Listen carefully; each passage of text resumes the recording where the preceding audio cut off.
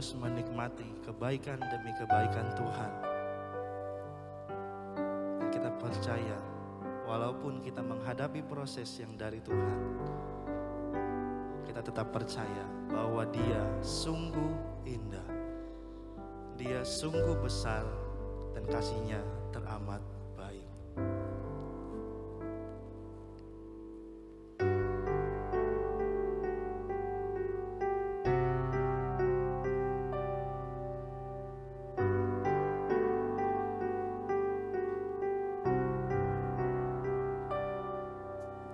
Kemanakah aku dapat pergi menjauhi Roh-Mu yang suci?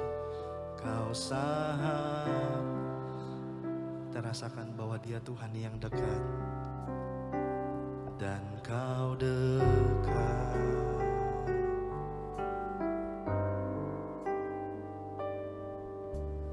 Bahkan seluruh pengabdianku tak bisa membalas Dia. Sungguh mulia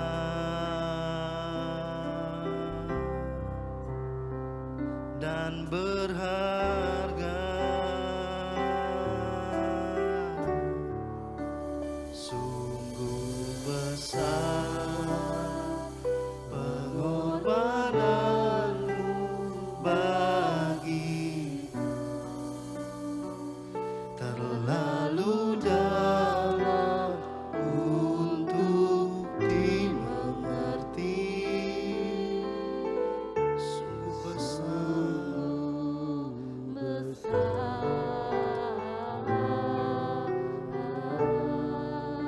sungguh indah yang Kau pikirkan tentangku,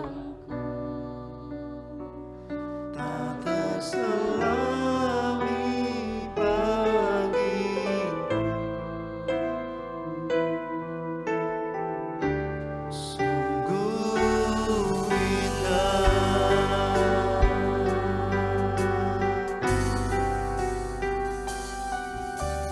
Kemanakah aku dapat menjauhi Roh-Mu yang suci? Kau sahabat,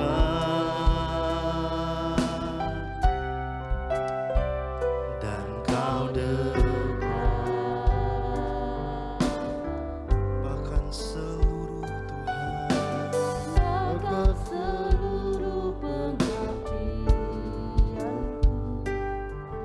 tak bisa membalas kesetiaanmu. Sungguh mulia. Yang merasakan keindahan dan kebaikan Tuhan, sama-sama bangkit berdiri. Naikkan pujian ini. Sungguh besar pengorbananmu bagiku, terlalu dalam untuk dimengerti. Sungguh besar, sungguh indah.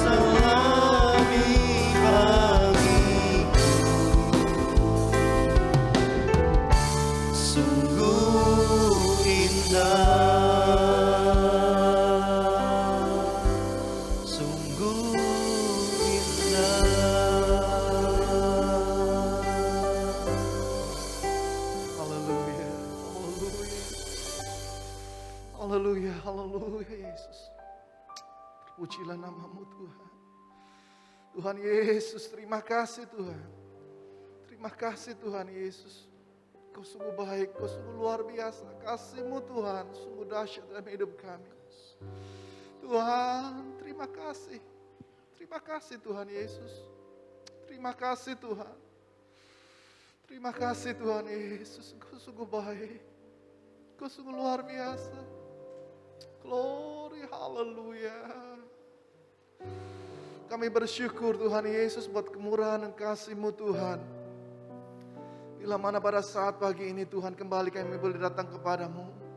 Kami boleh memuji, memuliakan Engkau, Allah yang hidup, Allah yang maha kuasa, Allah yang dahsyat, Allah yang begitu mengasihi kami. Terima kasih Tuhan Yesus. Terima kasih. Terima kasih Tuhan buat kesempatan yang indah ini Tuhan. Kembali kami boleh diingatkan kasih-Mu yang luar biasa. Buat pengorbanan-Mu yang luar biasa Tuhan. Sehingga kami orang-orang yang seharusnya tidak berlayak. Kami memperoleh anugerah kemurahan daripada-Mu dengan karya salib-Mu di atas kayu salib. Sehingga kami boleh menerima anugerah keselamatan yang daripada-Mu Tuhan. Terima kasih Tuhan. Terima kasih. Tuhan Yesus, sebentar kami akan mendengar firman-Mu. Urapi hamba-Mu, singkapkan rahasia firman-Mu Tuhan. Biarlah setiap kami Tuhan Yesus yang datang ke tempat ini, baik online juga Tuhan. Kau jamah, Kau urapi, supaya kami mengerti apa yang menjadi kehendak-Mu melalui firman-Mu Tuhan. Beri kami kekuatan Tuhan untuk jadi pelaku-pelaku firman-Mu. Dan biarlah kemuliaan-Mu, nama-Mu dipuji dan dimuliakan melalui perbuatan dan kehidupan kami. Sehingga kami pada akhirnya boleh datang kepadamu. Dan Kau mendapati kami sebagai hamba-hamba yang berlayak dan setia di hadapan-Mu Tuhan. Terima kasih Tuhan Yesus. Kami mau sambut berkat firman-Mu Tuhan. Hanya di dalam nama Tuhan Yesus Kristus kami sudah berdoa mengucap syukur. Haleluya. Amin. Bapak Ibu Saudara bersuka cita pagi ini? Ya, kok cuma sebelah sini? Semua bersuka cita? Ya, baik Bapak Ibu Saudara juga yang ada di rumah masing-masing. Tuhan beserta kita semua. Pagi ini di hari peringatan kematian Tuhan dan kebangkitannya dalam perjamuan suci. Saya memberi judul firman Tuhan, Misteri Salib. Misteri Salib. Ya, kita membaca dari 2 Samuel pasal 21 ayat 3. Ya. 2 Samuel 21 ayat 3. Saya mau kita membaca Alkitab kita masing-masing, sudah dibawa jadi bisa dibuka. 2 Samuel pasal yang ke-21 ayat 3, saya membacanya demikian. Daud berkata kepada orang-orang Gibeon itu, apakah yang dapat ku perbuat bagimu? Dan dengan apakah dapat ku adakan penebusan?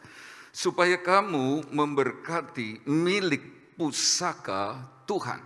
Ya, Bapak Ibu Saudara, membaca perkataan Daud kepada orang Gibeon, saya merasa sesuatu yang menyedihkan.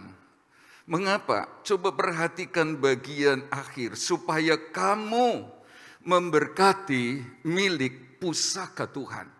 Saudara-saudara, milik pusaka Tuhan, milik kepunyaan Tuhan yang tentu akan dijaga dengan baik, namanya milik pusaka. Tetapi tidak ada berkat. Saudara-saudara, milik pusaka Tuhan, tapi mereka hidup di dalam hukuman Tuhan. Milik pusaka Tuhan, tetapi mereka jauh dari yang baik. Saya mengingat kisah di mana ada seorang laki-laki berumur 38 tahun. Ada di kolam Bethesda. Kata Bethesda berarti rumah kebaikan. Rumah kemurahan. Tetapi 38 tahun lamanya.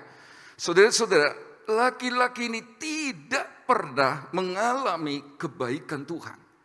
Saudara, menyedihkan sekali, 38 tahun lamanya ada di rumah kemurahan Tuhan. Tapi seperti bangsa Israel yang berputar-putar 38 tahun lamanya. Saudara-saudara, dari Mesir sampai ke Zeret, enggak sampai ke Kanaan. Tinggal 2 tahun lagi, tapi mereka putar terus. Milik pusaka Tuhan, tetapi jauh dari berkat Tuhan. Nah, ini sesuatu yang menyedihkan. Saudara-saudara, mengapa bisa terjadi? Anak-anak Tuhan milik ketebusannya, tetapi jauh dari berkat Tuhan.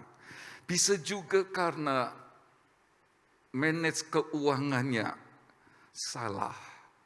Sehingga lebih besar lebih besar apa saudara? Pasak daripada tiang. Bisa. Karena salah mengatur keuangan dengan benar. Atau juga karena pola hidup lebih mementingkan keinginan daripada kebutuhan. Pokoknya ingin ambil ingin beli. Tidak mempertimbangkan mana yang penting. Kebutuhan apa yang harus didahulukan. Bisa. Sekalipun Tuhan gak kurang-kurang memberkati anak-anaknya. Saudara-saudara, bisa juga karena budaya hutang. Kalau sudah lebih besar pasak daripada tiang, kebutuhan lebih ditinggalkan daripada keinginan, budaya hutang. Nah, itulah sebabnya kita merasa kenapa Tuhan tidak berkati. Atau etos kerja yang tidak benar. 3 hari kerja sudah dapat untung, 2 hari libur. Santai sudah dapat berkat. Cukup untuk istirahat, jalan-jalan. Sudah itu yang membuat kenapa berkat Tuhan sepertinya tidak ada, padahal ada. Saudara-saudara, lalu adanya pikiran tentang hanya bikin orang penasaran daripada bikin orang kangen. Jadi bikin terobosan-terobosan, ide-ide yang baru yang bikin orang penasaran sehingga orang pada datang. Pembeli pada datang, pengguna jasa pada datang, tapi cuma sekali. Bikin penasaran, orang pengen tahu toh, habis itu hilang. Orang gak kangen dan kepengen balik. Itu karena pelayanan yang tidak memuaskan, saudara-saudara. Atau bisa juga karena prinsip, ini dari luar kota ini, kecek harganya ditinggikan. Padahal yang beli keluarganya banyak di sekitar Jajak misalnya. Lalu mulai bilang, larang, macam-macam. Saudara-saudara, orang penasaran pengen tahu pada mulanya. Tapi kemudian gak mau lagi datang. Jadi harus seimbang.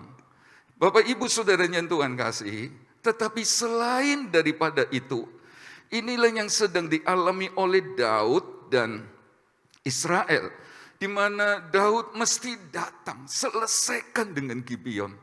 Kenapa? Kalau kita baca ayat 1, dalam zaman Daud terjadilah kelaparan selama 3 tahun berturut-turut. Lalu Daud pergi menanyakan petunjuk Tuhan.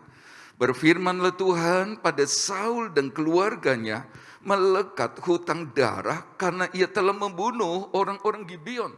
Saudara-saudara, yang sedang terjadi di saat itu adalah bangsa Israel sedang menghadapi kelaparan selama 3 tahun berturut-turut. Saya percaya ini hukuman Tuhan. Ini keadaan yang sangat sukar, yang membahayakan.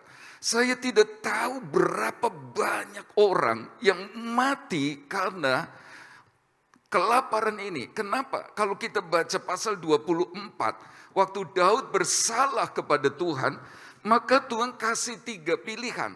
Yang pertama, Daud pilih 3 tahun kelaparan atau 3 bulan kamu jadi pelarian dikejar-kejar musuhmu.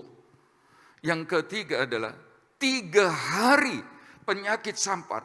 Saudara-saudara, Daud pusing. Mana yang harus dipilih? Lalu dia berkata, Tuhan, Engkau penuh belas kasihan. Aku gak bisa pilih. Aku lebih baik jatuh di tangan Tuhan. Lalu Tuhan berkata, ya sudah, 1 hari penyakit sampar. 1 hari penyakit sampar saja sudah ada 70.000 orang mati. Coba kalau 3 hari penyakit sampar. Atau sudah 3 bulan dia dikejar-kejar musuh. Israel tidak ada raja, habislah. Atau 3 tahun kelaparan. Jadi bicara tentang 3 tahun kelaparan, keadaan yang sangat sukar. Ini merupakan hukumannya Tuhan atas Daud khususnya dan Israel. Dan saudara-saudara, saya senang ada orang seperti Daud. Pemimpin, raja, pemimpin perusahaan, pemimpin keluarga yang mulai ngerti, peka dia. Ini pasti ada yang salah. Ini pasti ada yang harus dibereskan. Itulah sebabnya langkah pertama dia datang sama Tuhan dan bertanya, Tuhan, kenapa ya? Kok kelaparan 3 tahun berturut-turut? Kenapa tidak ada berkat Tuhan? Kenapa panen gagal? Kenapa?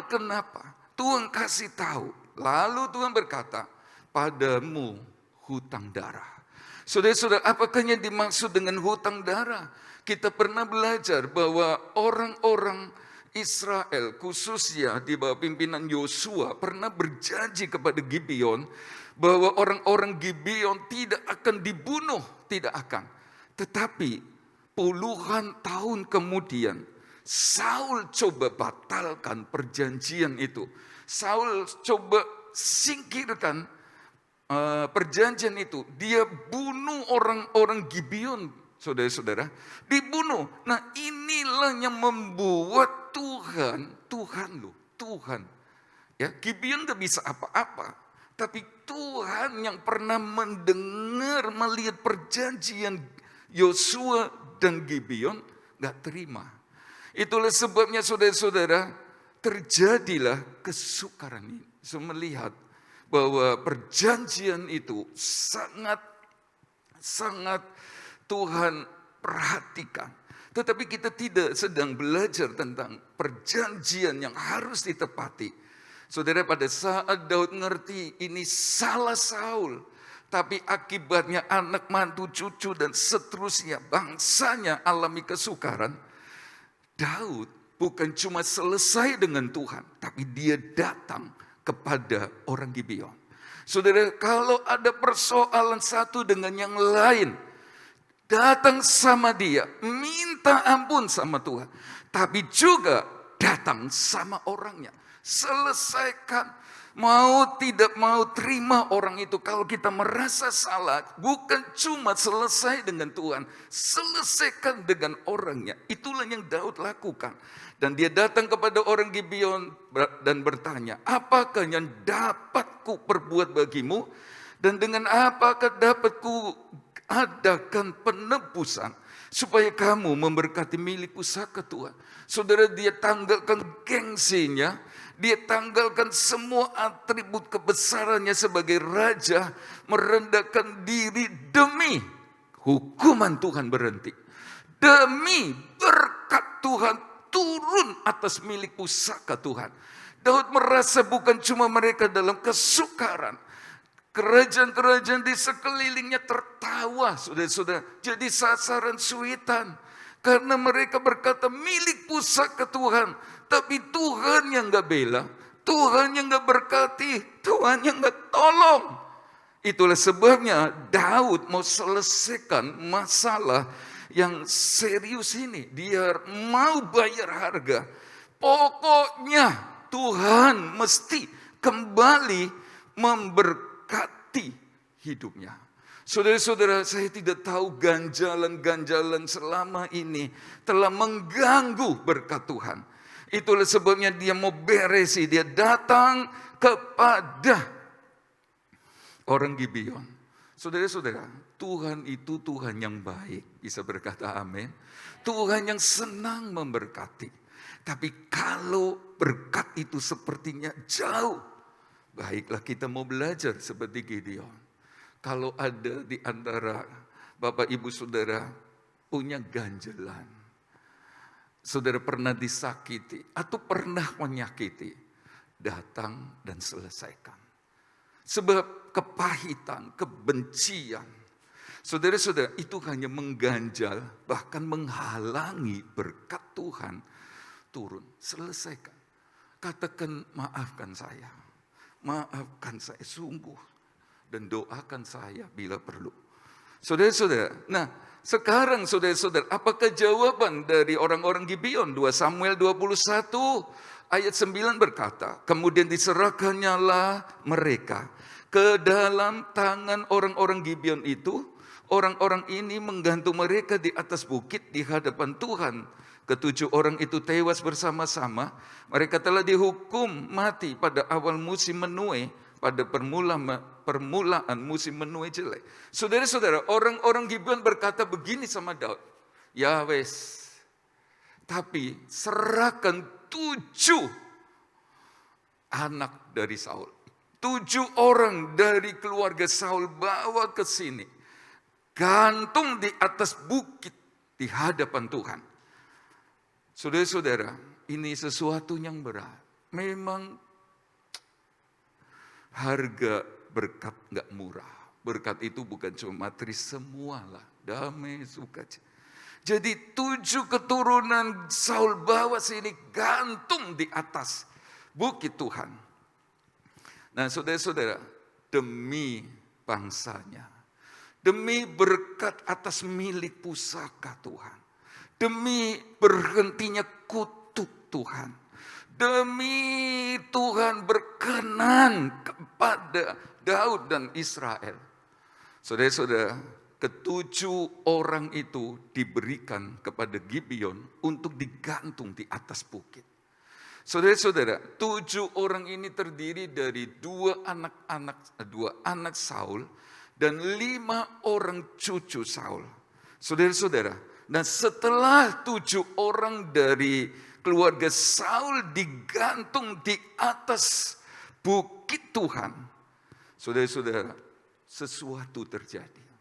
Saya menulis kematian 7 orang dari keluarga Saul yang digantung di atas bukit Tuhan menjadi jawaban bagi persoalan serius dosa umatnya.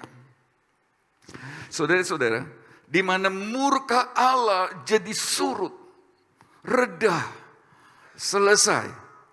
Saudara-saudara, hukuman Tuhan dihentikan. Jiwa-jiwa diselamatkan dari kelaparan yang bertahun-tahun itu. Pemulihan terjadi. Saudara-saudara, musim menuai kembali terjadi. Berkat Tuhan turun, doa dikabulkan, sama pasti terjadi untuk jemaat Jajak dan semua kita yang ibadah pagi ini. Amin. Saudara-saudara yang Tuhan kasih, 7 orang ini jadi tebusan. Mereka mati di atas bukit Tuhan. Saudara-saudara, mereka tidak bersalah sebenarnya. Sebab yang bersalah adalah Saul. Tapi 7 orang dari keluarga Saul, saudara, rela dihukum mati di atas bukit. Dan dari sejak itu, heran ya, saudara-saudara, murka Allah padam. Murka Allah surut. Hukuman berhenti. Jiwa-jiwa diselamatkan, pemulihan terjadi, berkat Tuhan turun dan doa dikabulkan. Saya percaya saudara-saudara, sekalipun ada duka cita kehilangan 7 orang tak bersalah ini, Israel bersuka cita karena melihat perkenanan Allah. Kembali mereka rasakan. Mereka kembali menikmati berkat-berkat Tuhan. Mereka sekarang menjadi anak-anak Tuhan yang bersuka cita karena penebusan itu. 7 orang dari keluarga Saul ini jadi korban di atas bukit itu. Digantung di atas bukit. Saya mau berkata, 2000 tahun lebih yang lalu. Ada satu pribadi yang tidak mengenal dosa, dijadikan dosa karena kita. Dia tergantung juga di atas gunung. Saudara-saudara, jelang matinya dia berteriak, Eloi, Eloi, lama sabachthani. Allahku, Allahku, mengapa engkau meninggalkan aku? Saudara-saudara, sepertinya Allah tinggalkan pribadi ini. Karena tidak tahan melihat murka Allah atas dosa manusia yang harus ditimpakan kepada kita. Ditimpakan kepadanya. Sehingga dia merasa Allah meninggal. Dia terpotong, dia terputus dengan Allah. Di kayu salib itu. Dia berseru, Eli, Eli, lama sabat. Siapakah dia, Bapak Ibu Saudara kenal? Siapa dia yang pernah berseru Eloi, Eloi lama sabachthani di atas gunung tergantung di kayu salib? Tahu? Yesus. Saudara-saudara, dia menderita begitu rupa. Padahal kita mau baca Mazmur 22 ayat 15. Mari kita lihat ayat itu. Seperti air tercurah dan segala tulangku terlepas dari sendinya. Karena dipukul-pukul ya. Hatiku menjadi seperti lilin, hancur luluh dalam dadaku. Bukan cuma tubuhnya yang sakit, jiwanya juga disakiti. Sebab dia ditelanjangi, dia diludahi dan lain sebagainya. Kekuatanku kering seperti beling, lidahku melekat pada langit-langit mulutku, dan dalam debu maut kau letakkan aku. Sebab anjing-anjing mengerumuni aku, gerombolan penjahat mengepung aku. Mereka menusuk tangan dan kakiku, segala tulangku dapat kuhitung. Mereka menonton, mereka memandangi aku, mereka membagi-bagikan pakaianku di antara mereka, dan mereka membuang undi atas jubahku. Bapak Ibu Saudara yang Tuhan kasih, di kayu salib itu, pemazmur puluhan bahkan ratusan tahun sebelum peristiwa Kalvari sudah menubuatkan bahwa Yesus kaki dan tangannya dipaku, dilucuti pakaiannya, saudara-saudara, dicambuk begitu rupa sehingga tulang-tulangnya kelihatan dan bisa dihitung. Dia remuk redam hanya karena kita. Dia seperti 7 orang dari keluarga Saul yang digantung.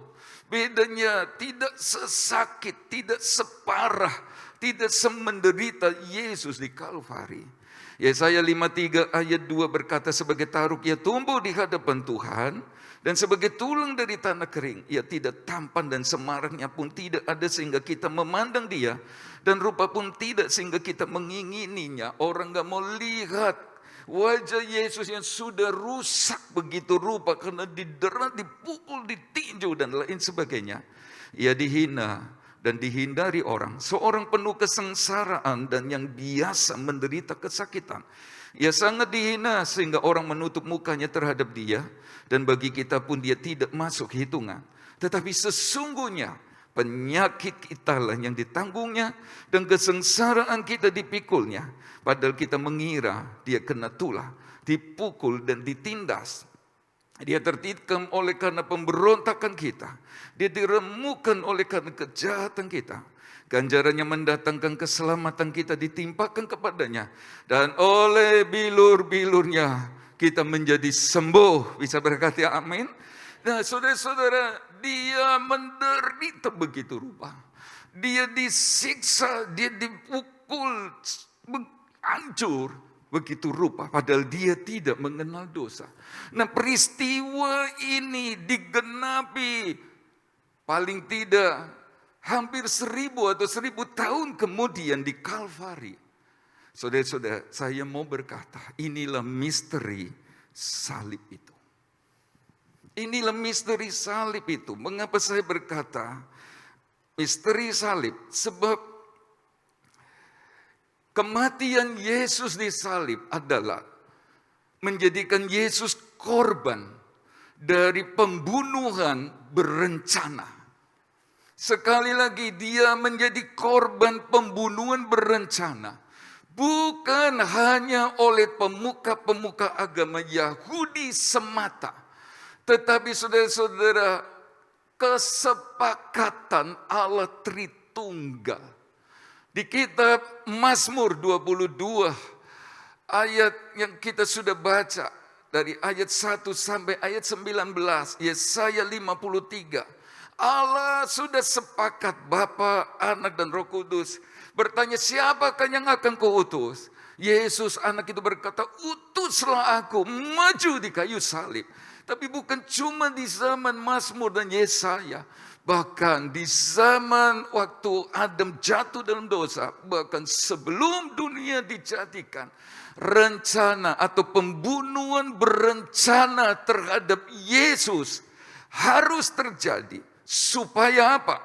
Supaya Bapak, Ibu, Saudara, dan saya yang percaya kepadanya tidak binasa, melainkan beroleh hidup yang kekal. Amin. Inilah misteri. Inilah misteri tentang pembunuhan berencana oleh kesepakatan Allah Tritunggal dulu. Saudara-saudara, mengapa saya berkata misteri? Sebab misteri bukan saja berarti tanda tanya, teka-teki. Kamus Besar Bahasa Indonesia menulis sesuatu yang masih belum jelas. Masih menjadi teka-teki, masih belum terbuka rahasianya. Tetapi Kamus Besar Bahasa Indonesia juga memberi arti misteri adalah kenyataan yang begitu luhur. Kenyataan yang begitu luhur. Sehingga secara mendasar melampaui daya tangkap manusia. Apapun yang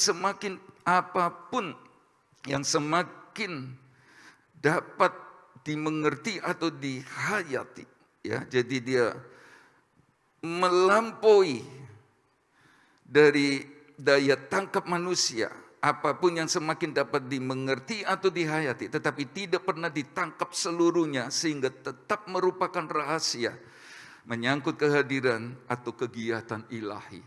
Seperti contohnya, kita nggak ngerti kenapa ini terjadi.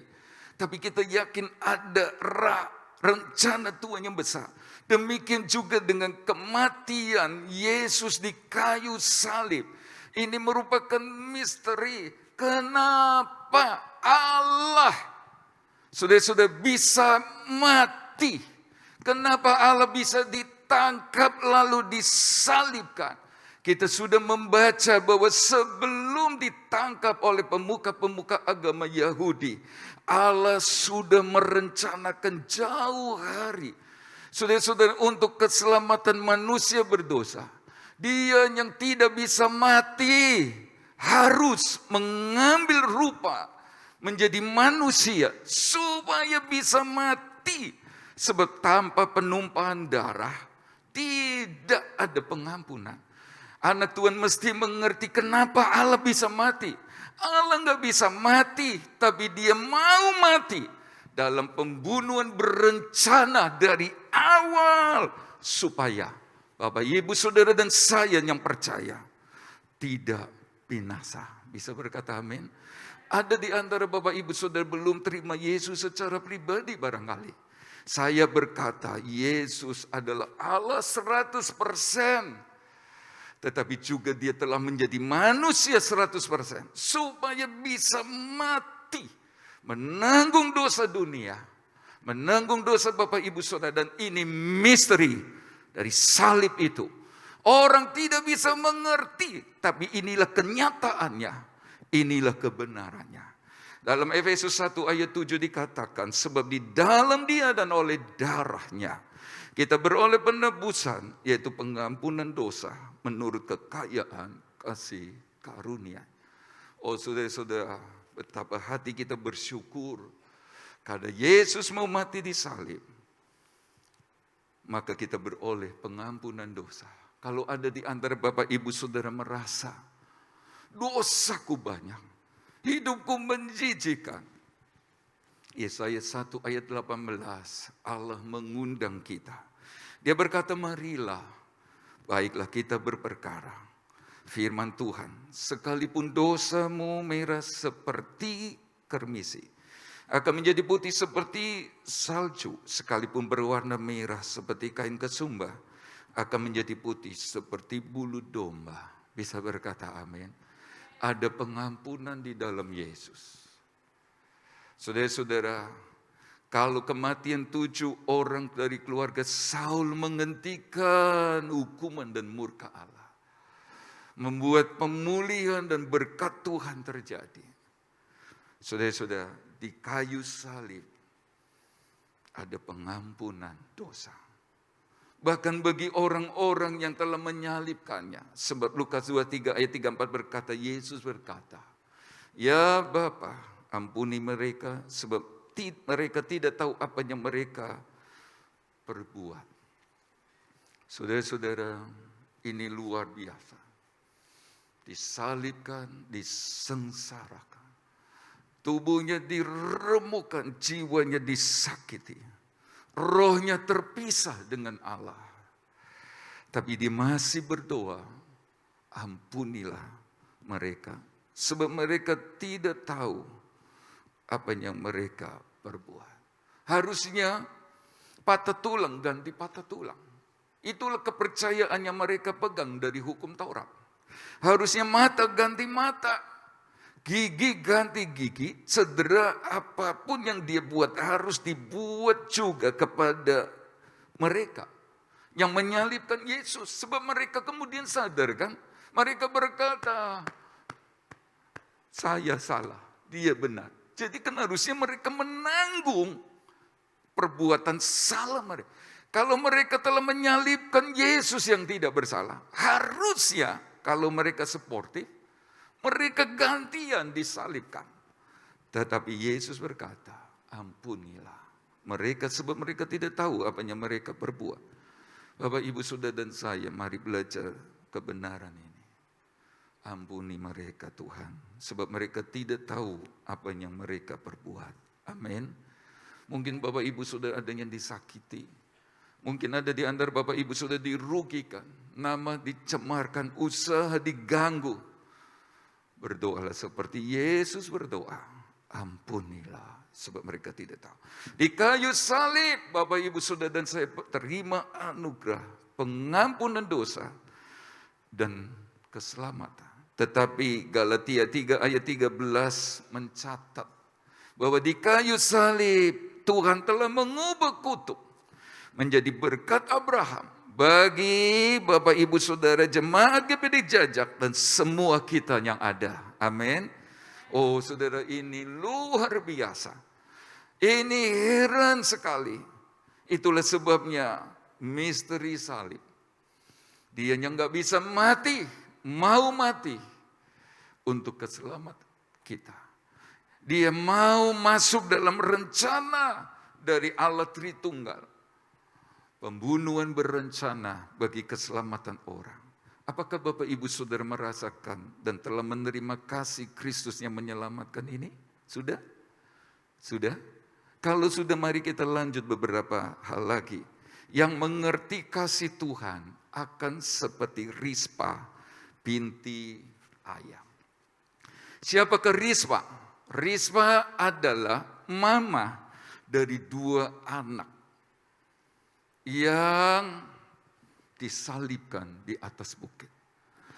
Nama ibu yang lain bernama Merab. Dia tidak ada di sana karena terlalu sakit. Kelima anaknya mati. Tapi Rispa, dia coba bertahan sebagai cinta kepada anak-anak yang sudah berkorban. Dan sejak itu Allah tidak marah. Murkanya surut, Rispa boleh melihat hukuman berhenti. Saudara-saudara, pemulihan terjadi. Jiwa-jiwa Israel diselamatkan. Sakit sebagai seorang ibu yang mengandung dan melahirkan anak-anak. Dan belum bisa membalas, menikmati apa yang anak-anak kerja. Anak-anak harus digantung di kayu salib itu. Apa yang dia buat? Saya membaca 2 Samuel 21 ayat 10. Lalu Rispa binti Aya mengambil kain karung dan membentangkannya bagi dirinya di atas gunung batu. Dari permulaan musim menuai sampai tercurahnya air dari langit ke atas mayat mereka. Ia tidak membiarkan burung-burung di udara mendatangi mayat mereka pada siang hari, ataupun binatang-binatang di hutan pada malam hari. Ibu ini merasa kasih, cinta pada anak-anak yang sudah korban bagi bangsa Israel. Yang dia lakukan adalah dia tunggui saudara-saudara semalam-malam, saya tidak tahu berapa malam. Ada udara dingin menyengat di malam hari di atas gunung itu. Kepanasan pada siang hari, belum lagi hujan. Ibu ini tetap tunggu dengan menutup tubuhnya dengan karung. Dia berpikir jangan sampai anak-anak korban penghapus dosa, korban penebus salah itu diambil oleh burung-burung dan binatang-binatang. Sudah dijaga baik, jangan sampai diambil. Sebab karena mereka, Israel, diberkati dan diselamatkan. Kalau Bapak Ibu Saudara dan saya merasakan kasih Yesus disalib mengampuni dosa, pelanggaran, kejahatan kita akan seperti Rispa bin Aya. Apakah itu? Kita akan cinta dan menjaga Yesus yang disalibkan. Jangan sampai diambil dari hidup kita. Sekali Yesus tetap Yesus. Jangan ambil Yesus dariku. Kita jaga baik-baik dia. Saudara-saudara, kita jaga jangan sampai direbut. Jangan sampai ditukar. Jangan sampai ditukar dengan kekayaan, dengan pasangan hidup. Pokoknya jaga jangan sampai diambil oleh yang lain. Saya mengingat Solamit berkata, kekasihku seperti sebungkus mur tersisip di antara buah dadaku. Simpan rapat, tidak boleh diambil. Itulah jemaat GBDI Jajak yang cinta Yesus yang mati disalib buat pengampunan kita. Amin. Alasannya apa? Alasannya sebab Yesus jawaban untuk persoalan hidup sekarang. Dia ubah kutuk jadi berkat di kayu salib. Terlebih persoalan hidup dalam kekekalan. Dosa itu serius Bapak Ibu Saudara. Dosa membuat tangan Tuhan yang panjang itu menjadi pendek. Telinganya yang gak tuli jadi tutup. Terlebih kita keluar dari Taman Eden, kesukaan. Tetapi itulah sebabnya kenapa kita pertahankan Yesus sampai akhir. Yang kedua, mari kita membaca 2 Samuel 21 ayat 11. Ketika diberitahukan kepada Daud apa yang diperbuat Rispa binti Aya. Jadi Bapak Ibu Saudara, Rispa yang jaga mayat-mayat anaknya di atas bukit itu jangan sampai diambil oleh burung dan binatang hutan. Berita ini didengar sampai ke istana. Saudara-saudara, saya memberi poin kedua ini dengan kalimat firman Tuhan bergema kemana-mana. Saudara-saudara, sehingga seperti jemaat di Tesalonika berkata, sehingga kamu telah menjadi teladan untuk semua orang yang percaya di wilayah Makedonia dan Akaya. Karena dari antara kamu firman Tuhan bergema bukan hanya di Makedonia dan Akaya saja, tetapi di semua tempat telah tersiar kabar tentang imanmu kepada Allah, sehingga kami tidak usah mengatakan apa-apa tentang hal itu. Jemaat GBDI Jajak dan semua kita yang mengasihi Tuhan, berita ini, berita tentang jemaat yang cinta Tuhan, seperti Rispa binti Aya. Saudara-saudara, jemaat yang sungguh-sungguh karena merasa kasih karunia Allah, menyelamatkan dan mengampuni dosa. Sehingga kita melakukan hal-hal yang terpuji dan memuliakan Tuhan. Berita ini tersebar kemana. Sehingga tidak heran ada orang berkata, jemaat itu nurut. Suruh pakai putih KB. Sampai saya bingung, ini sekolah Alkitab atau GBD Jajak? Saudara, jadi orang berkata, puji Tuhan, nurut. Puji Tuhan, patuh. Masih ikut Zoom pakai sepatu. Jangan rambutnya digulung, pakai banduk, nurut. Jangan sambil goreng nasi goreng, jangan sambil minum kopi, nurut. Terkenal saudara-saudara, kemana-mana. Haleluya. Sudah semakin berkurang, jadi saya akhiri dengan poin ketiga. 2 Samuel 21 ayat 14. Lalu dikuburkan bersama-sama tulang-tulang Saul dan Yonatan anaknya di tanah Benyamin di Sela. Di dalam kubur Kis ayahnya orang melakukan segala sesuatu yang diperintahkan raja. Maka sesudah itu Allah mengabulkan doa untuk negeri itu. Yang ketiga ini adalah, kan Daud dengar ada Rispa yang bukan cuma merasa kehilangan anak, tapi karena cintanya jangan sampai mayit ini diambil. Lalu Daud melok-melok. Saudara-saudara, Daud datang. Lalu sudah dapatkan tulang dari Saul dan Yonatan. Tulang-tulang dari 7 orang yang digantung itu diambil. Gara-gara Rispa ini. Berita yang memuliakan Tuhan. Daud sampai ikut. Lalu diambil dan dikuburkan. Mari kita mau seperti Rispa. Jadilah jemaat yang menjadi pengaruh positif bagi yang lain. Haleluya, saudara-saudara. Amin. Jadilah pengaruh yang baik. Seperti Rispa, Daud jadi pikir, apa yang harus ku perbuat untuk 7 orang yang telah mati bagi bangsa ini.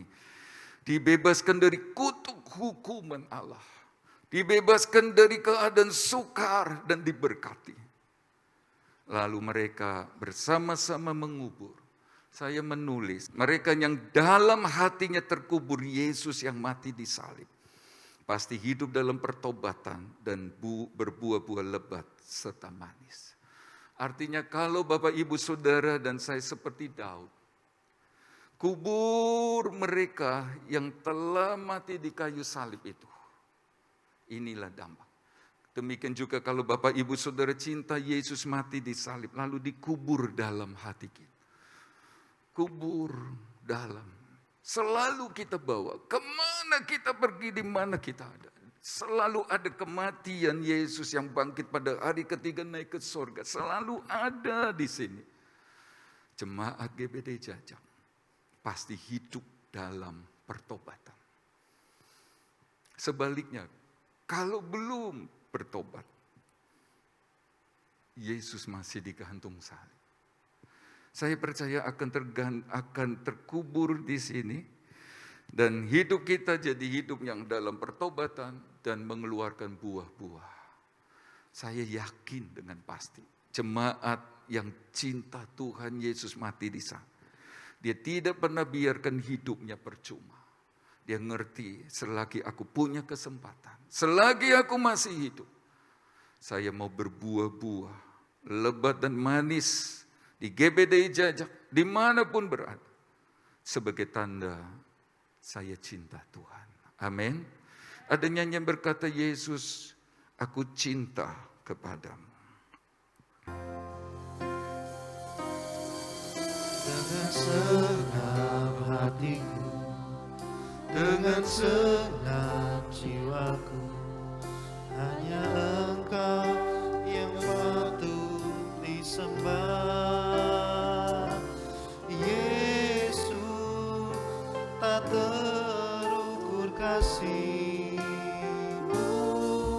Yesus, sungguh ku cinta Kau. Dengan segenap hatiku, dengan segenap jiwaku, hanya Engkau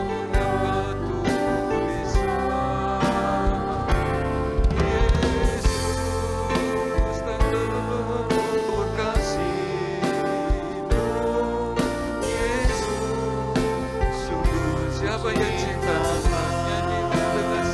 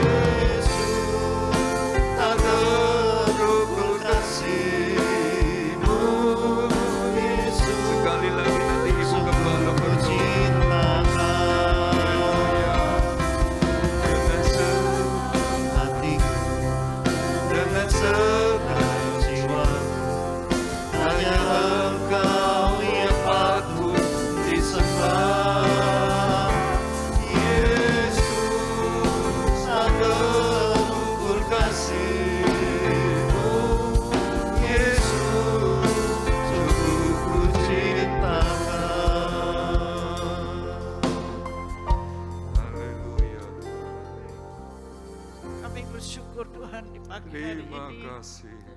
Sungguh besar kasih-Mu Tuhan, sehingga Engkau sudah mati tersalib menjadi korban Amin. Haleluya. untuk keselamatan jiwa kami, untuk pengampunan dosa kami ya Amin, Tuhan. Biar lewat kasih-Mu sebentar, kami akan makan tubuh dan minum darah Tuhan. Amin. Satu tanda buat kasih-Mu yang tidak terukur ya Tuhan. Tuhan, biarlah setiap kehidupan kami pagi hari ini yang sudah mendengar firman-Mu, Haleluya. kami mau mengasihi Engkau dengan segenap hati jiwa kami ya Tuhan. Amin. Kami mau sembah Engkau Tuhan, karena Engkaulah juru selamat kami ya Tuhan, yang sudah menebus dosa kami, yang sudah mengampuni dosa kami, Amin. yang sudah menyelamatkan jiwa kami. Terima kasih Tuhan, biarlah Terima kami kasih, Tuhan. tetap bersyukur buat kasih-Mu, tetap mengasihi Engkau dengan segenap hati kami Ya. dan jiwa kami. Terima kasih Tuhan buat firman-Mu pada pagi hari ini. Engkau sudah berjanji lewat firman-Mu Ya.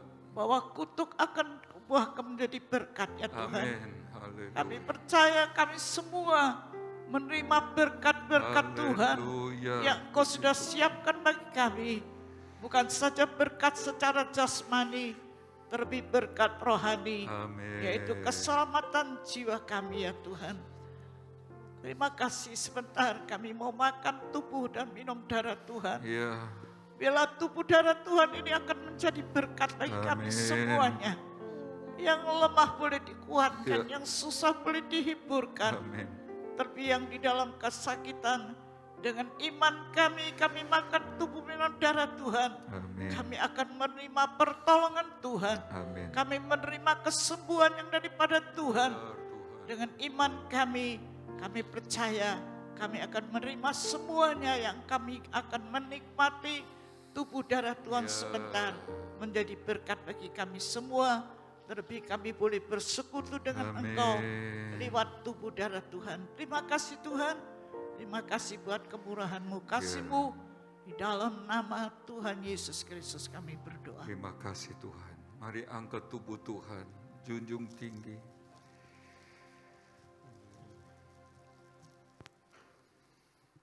Murka Allah surut, hukuman dihentikan. Kita diselamatkan. Berkat turun atas kita. Dengar firman Tuhan. Sebab apa yang telah kuteruskan kepadamu, telah aku terima dari Tuhan. Yaitu bahwa Tuhan Yesus pada malam waktu ia diserahkan mengambil roti. Dan sesudah itu ia mengucap syukur atasnya. Ia memecah-mecahkannya dan berkata, inilah tubuhku yang diserahkan bagi kamu. Berbuatlah ini menjadi peringatan akan aku. Mari kita makan tubuhnya dengan percaya dalam nama Tuhan Yesus.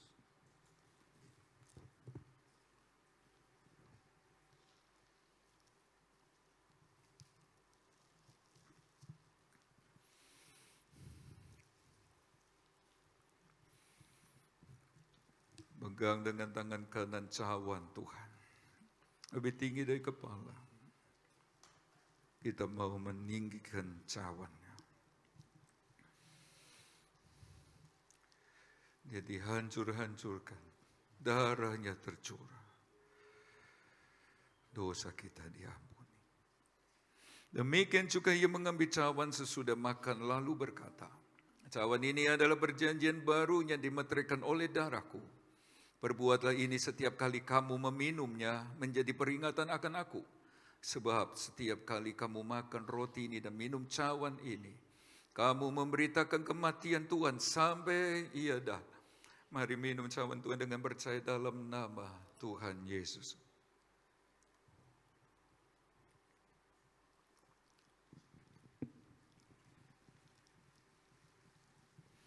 Mari kita bersyukur. Haleluya Tuhan, haleluya. Terima kasih Tuhan. Kami boleh mengingat kasih dan pengorbanan-Mu bersama-sama di rumah-Mu.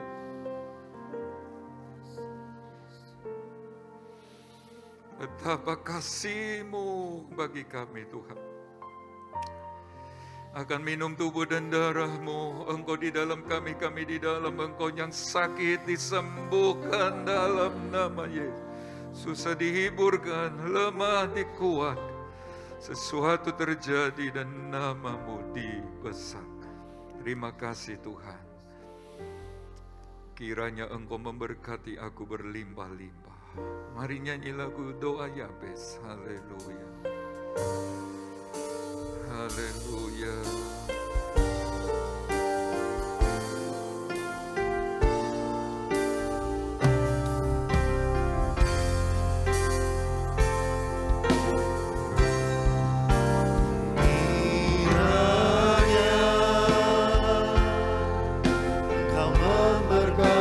Dia sudah ubah untuk jadi berkat.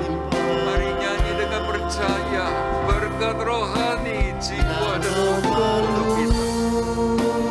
Haleluya, terima kasih Tuhan.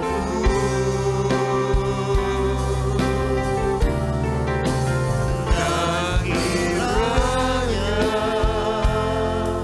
tangan-Mu menyertai aku dan melindungi aku